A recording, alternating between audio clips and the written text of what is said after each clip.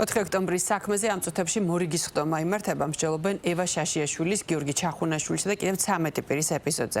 ხტომაზე ბრალდების მხარის მტკიცებულებებს გამოიკვლევენ და მოусმენენ ექსპერტებს.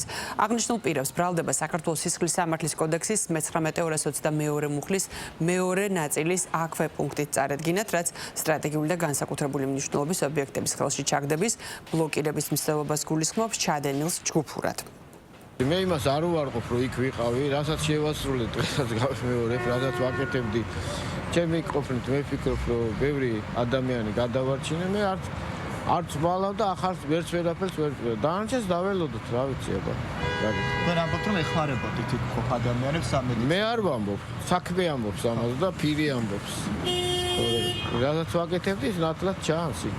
მიმდინარეობს პროცესუალური და პროცედურული საკითხები, როგორიც არის ბრალდების მხარის მტკიცებულის გამოკვლევა.